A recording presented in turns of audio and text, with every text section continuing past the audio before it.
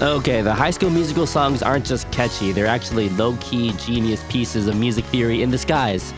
Today we're breaking down the sneaky smart harmonies and rhythms behind 4 iconic songs that had us all bopping along. Hi, I'm Into the Hoods, and I make video essays about the brilliant music composition in musicals. High School Musical, Disney's hit 2006 movie musical, is basically peak millennial core and my wife's favorite musical ever, and she demanded that I make an earnest video on this. Releasing the video on April Fool's was the compromise.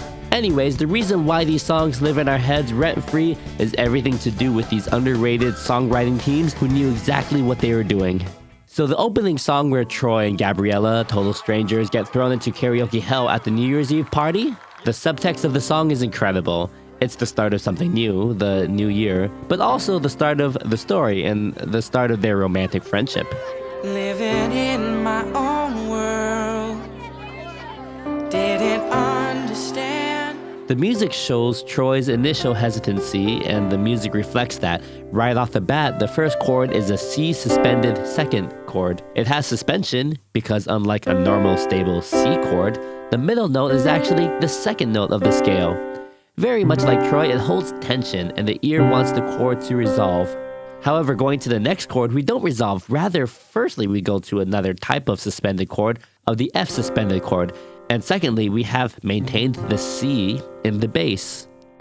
Living in my own world, didn't understand. This is unusual in chord progressions typically found in songs because unlike a song where the chords clearly change, at the start of this song, we are kind of holding the space of C as if Troy is shy and holding back a bit.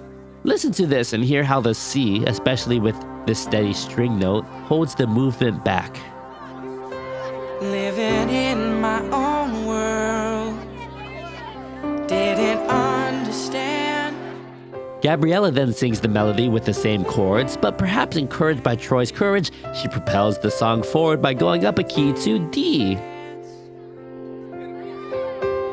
I never believed in what I couldn't see. The movement of the song keeps building until they change keys again to B flat, still with suspended chords, but now singing together till it gets to the chorus. Ooh, I know that something has changed. And now at full confidence, we finally break free into an actual memorable chord progression that moves around. Be the start of something new. It feels so right to be here with you. Oh. By the way, fun fact, when we get a note in the bass that stays the same while the chords on top move around, we call this a pedal note. This term harkens back to the time of the organ where the bass notes are played with the pedals by the foot while the organist's hands change the chords, hence pedal notes. The chord choices in Get Your Head in the Game are doing some serious storytelling too. The basketball percussion is obvious, but check out how the progression is only minor chords. C minor to A minor to B minor back to C.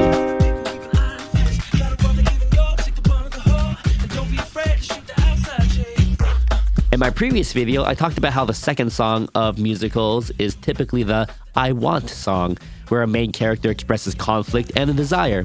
Here, Troy's trying to focus on basketball but can't stop thinking about auditioning. Major chords, absolutely vibing. Minor chords, crisis mode. Minor keys are complicated and create all these conflicting relationships between notes that would take me forever to explain, but trust me, they're messy. Generally, in a chord progression, you want the notes of the chords to fit in the key. For instance, in C major, you would use these chords. However, in minor keys, that rule goes out the window a bit, especially with the 6th and the 7th chords. Because no matter how you do it, the chords will conflict with the tonality. And guess what? The chords we have here are exactly the 6th and 7th chords. That's why they do sound a bit uneasy. In its most basic form, the song sounds like this.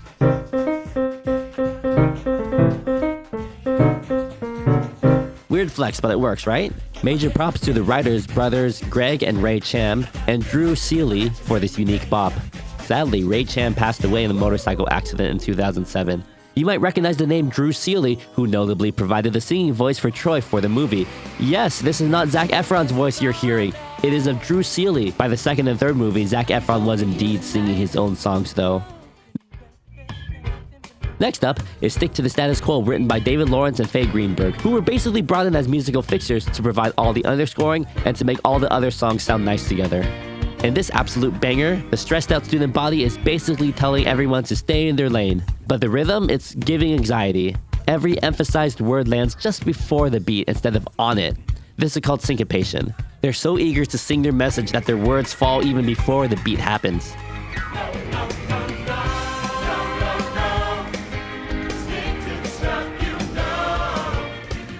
Let's have a listen to what happens if the melody is aligned with the beat instead of before.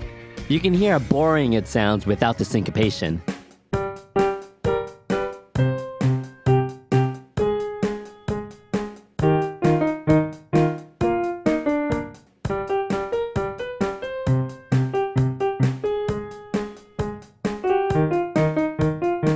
The offbeat rhythm is basically the musical version of the character's social anxiety. Like they're trying so hard to keep everyone in their lanes, but the syncopation is spilling tea that their whole vibe is already unstable. This rhythm choice both shows how jarring peer pressure feels and foreshadows that their social hierarchy is about to get wrecked.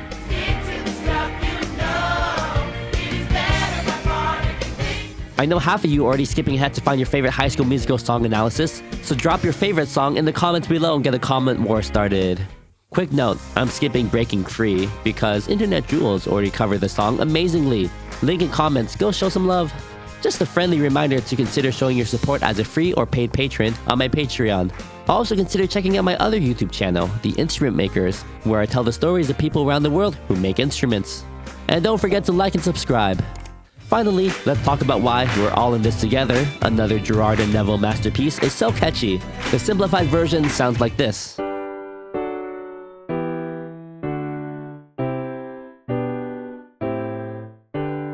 But the core skeleton, even more basic.